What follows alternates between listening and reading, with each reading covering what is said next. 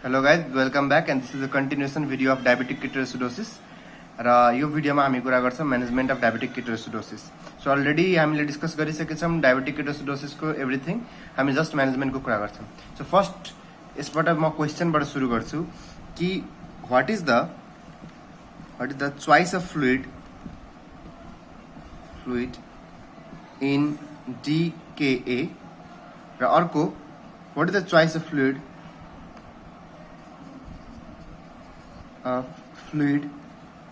in any metabolic acidosis। यानी कि कुनै अरु यानी कि diabetic ketoacidosis is also a kind of metabolic acidosis and अरु कुनै metabolic acidosis। सो एक्चुअली के यो डायबिटिक किटोएसिडोसिस पनि मेटाबोलिक एसिडोसिस नै हो र बाँकी कुनै अरु मेटाबोलिक एसिडोसिस के चोइस अफ फ्लुइड दुवैमा सेम हुन्छ कि चोइस अफ फ्लुइड डिफरेन्ट हुन्छ भने तपाईहरु सोच्नुस्।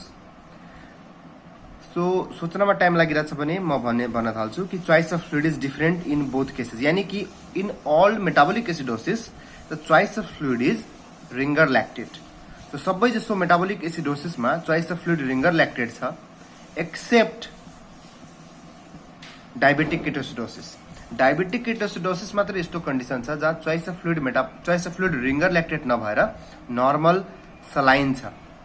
सो यो क्वेशन छ कि in all metabolic acidosis the choice of fluid is ringer lactate, but in case of normal saline the choice of fluid is keta, but in diabetic ketoacidosis the choice of fluid is normal saline। So why it is so? यहाँ किन normal saline र अरु केसमा किन ringer lactate? So यो भन्दा पहिलाको भिडियोमा हामीले के पढेको थियौं कि ब्लडमा जुन पोटासियमको भ्यालु हुन्छ blood potassium value that is increased in case of diabetic ketoacidosis. Diabetic ketoacidosis में ब्लड पोटासियम को भ्यालु इन्क्रीज भएको हुन्छ। अब ब्लड पोटासियम को भ्यालु इन्क्रीज छ भने एक्चुअली के भइरा हुन्छ कि यदि तपाईले रिंगर लैक्टेट दिनुभयो भने मैले यो कुरा ब्लड पोटासियम किन इन्क्रीज छ त्यो कुरा मैले पहिलाको भिडियोमा भनिसकेको छु। सो त्यो पहिला भिडियो हेर्नुस् अनि यो भिडियो हेर्दा एकदम मजाले बुझिन्छ। So Ringer lactate basically is a potassium rich fluid. Ringer lactate is a potassium rich fluid. यस्तो फ्लुइड हो जुन पोटासियम को मामलामा धेरै बढी छ रिंगर लैक्टेटमा। यानी कि Ringer lactate is a potassium rich fluid. र इन डीके मा पनि के छ त डायबिटिक किटोएसिडोसिस मा पनि ब्लडमा पोटासियम इन्क्रीज छ। यदि तपाईले रिंगर लैक्टेट दिनुभयो भने blood potassium will get increase so much, यति धेरै इन्क्रीज हुन सक्छ कि that will ultimately cause the diastolic cardiac arrest. यानी कि cardiac arrest during the diastolic हुन सक्छ इन केस अफ के त रिंगर लैक्टेट इन्फ्युजन। त्यही भएर हामी डायबिटिक किटोएसिडोसिस में रिंगर लैक्टेट दिन खोज्दैनौं।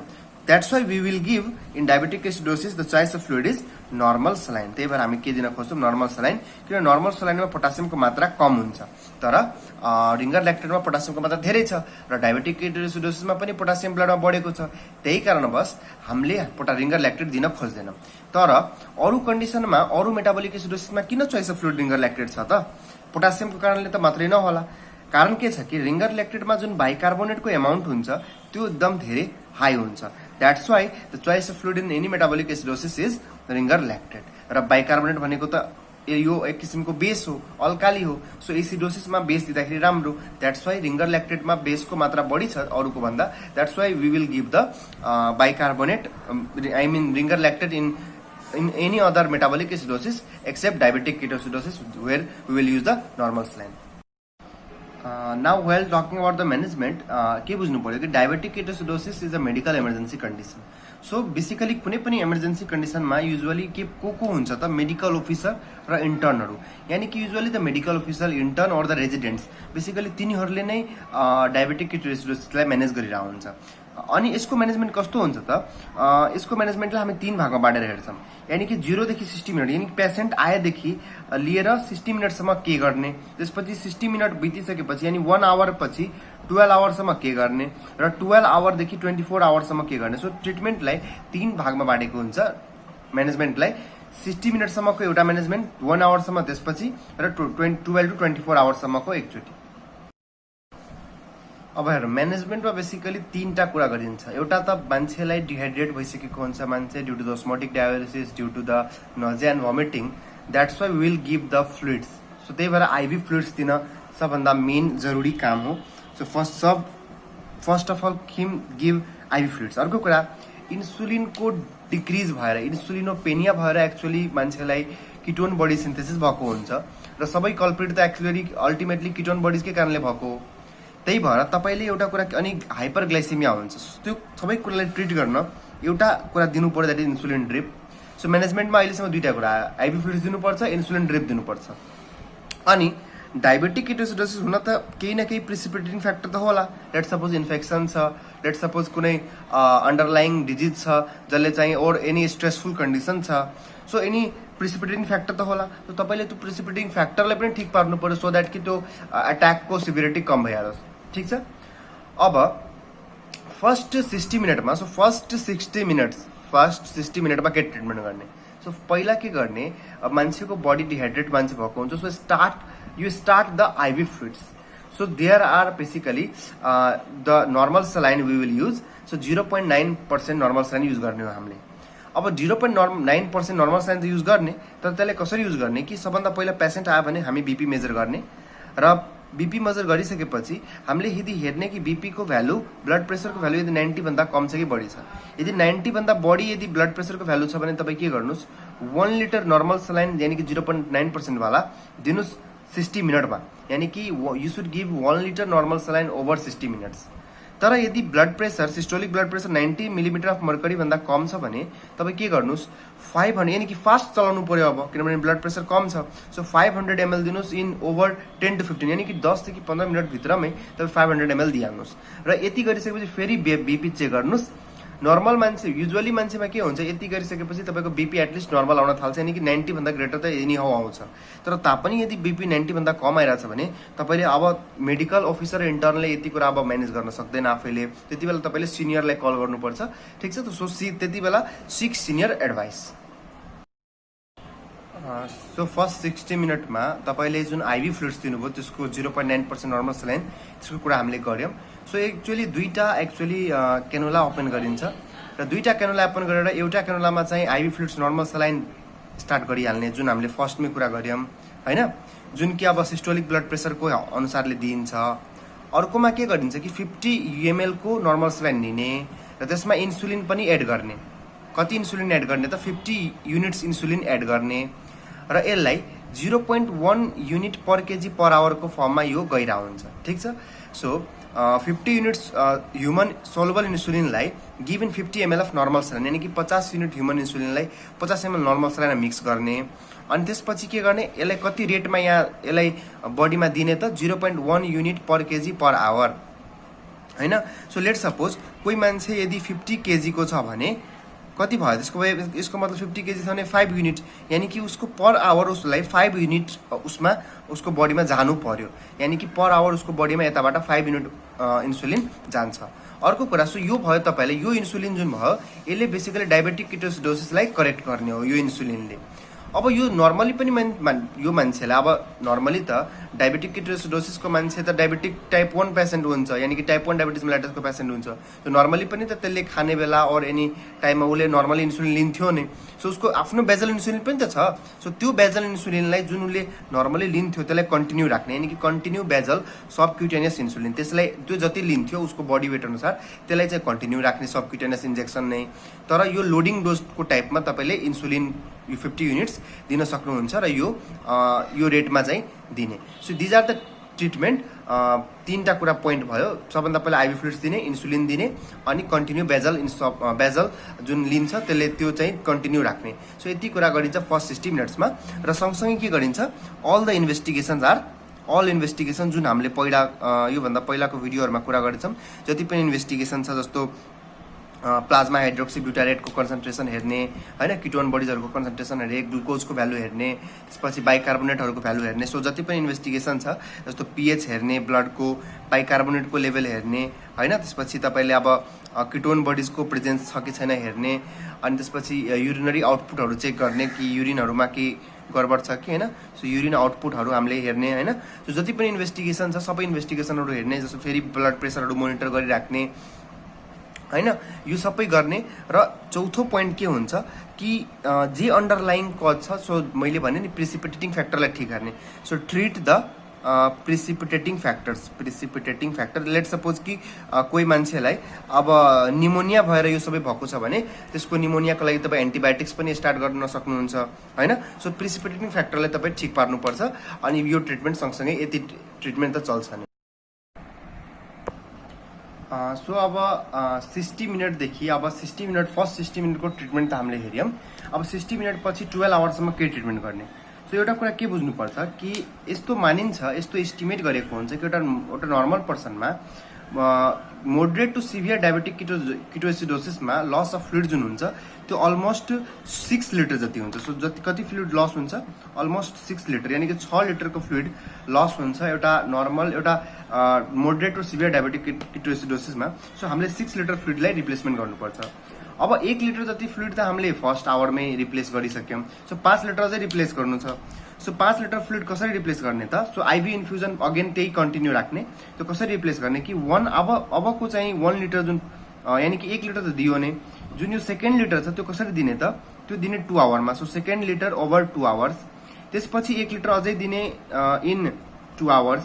त्यसपछिको 1 लिटर दिने ओभर 4 आवर। त्यसपछिको फेरि 1 लिटर दिने ओभर 4 आवर। र त्यसपछिको 1 लिटर दिने ओभर 6 आवर। यानी कि टोटल हामीले 1 2 3 4 5। सो 5 लिटर यसरी रिप्लेस गऱ्यौँ र 1 लिटर फर्स्ट आवरमा रिप्लेस गरेको थियौँ। सो यसरी हामीले टोटल फ्लुइड रिप्लेसमेन्ट गरिन्छ। यहाँ मैले फ्लुइड रिप्लेसमेन्ट त तपाईँलाई 18 आवर्सको भने, तर यो म 60 फर्स्ट 12 आवर्ससम्ममा बेसिकली अब 1 आवर त बितिसक्यो।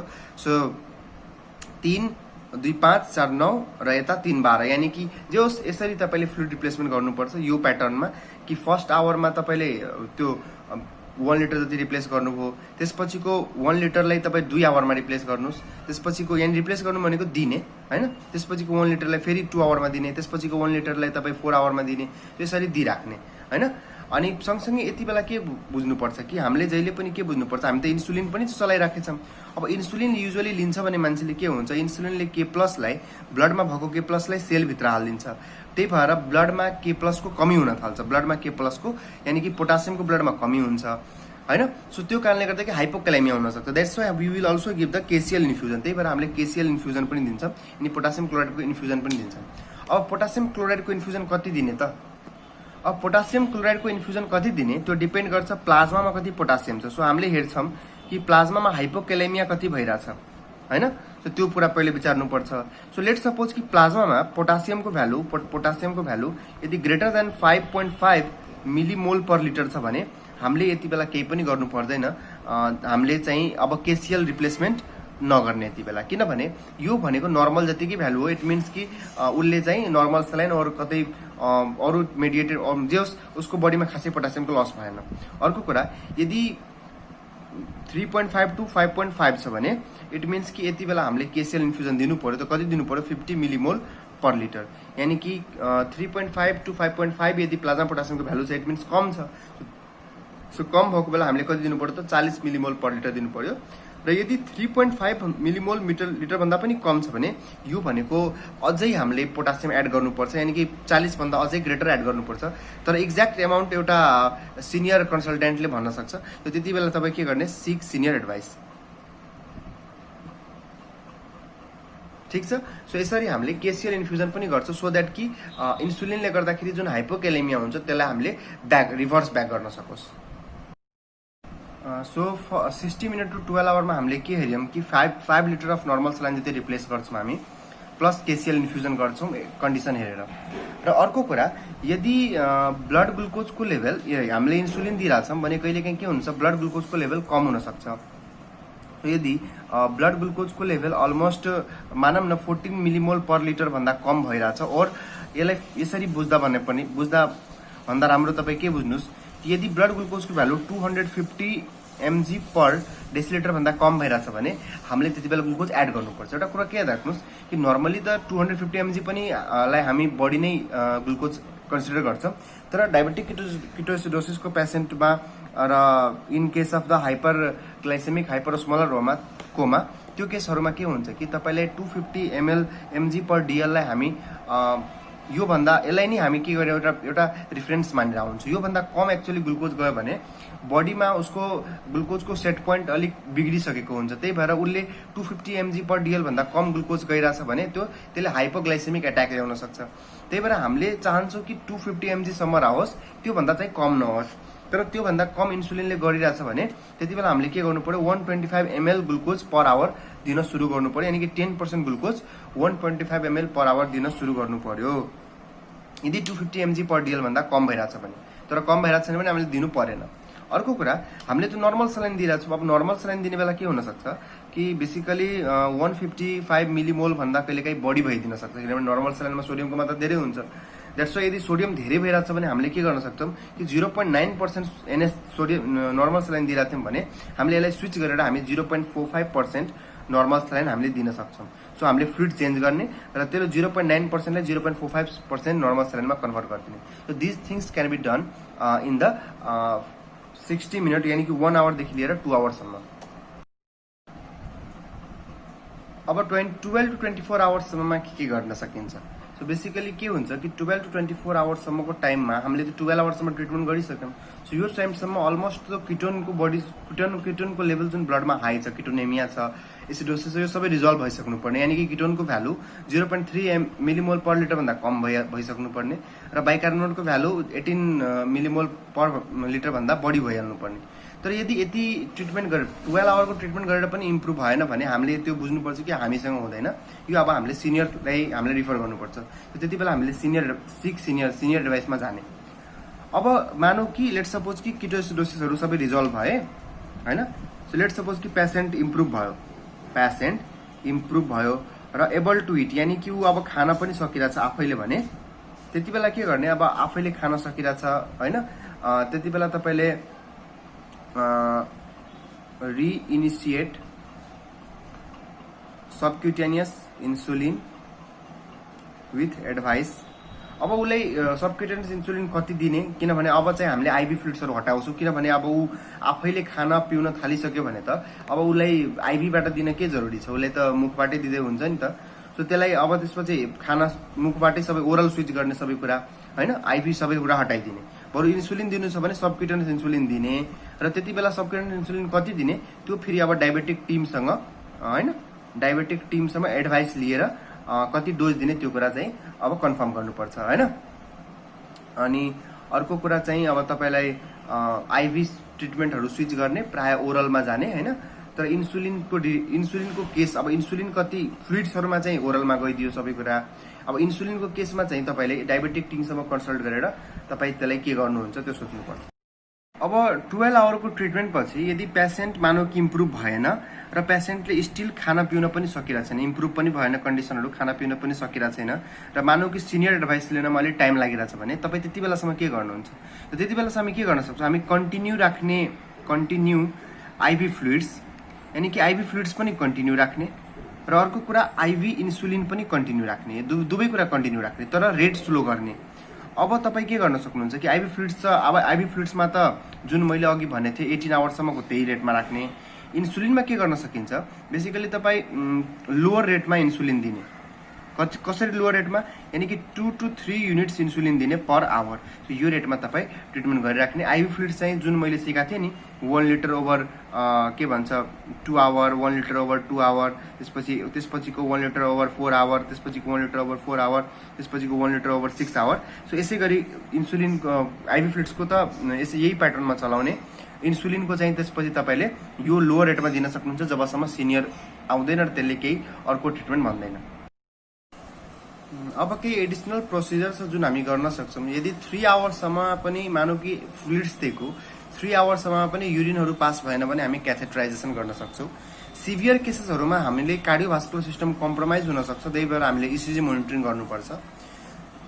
र यदि अक्सिजन सेचुरेसन 92% भन्दा कम छ भने एक्सरेहरू, चेस्ट एक्सरे गराइराख्ने, एबिजी ग्यासहरू, आर्टेरियल ब्लड ग्यास एनालाइसिसहरू गराउने। र र सिभियर केसमा के भइरहेको हुन्छ, यति धेरै डिहाइड्रेसन भएको हुन्छ कि कार्डियोभास्कुलर कोल्याप्समा गइरहेको हुन्छ। र त्यति बेला हामीले आइभी फ्लुइड्समा नर्मल भेनहरूबाट नगरेर सेन्ट्रल भेनस लाइनबाट फ्लुइड कलेक्ट गर्न सुरु गर्ने। So these are the additional procedures you should keep in your mind.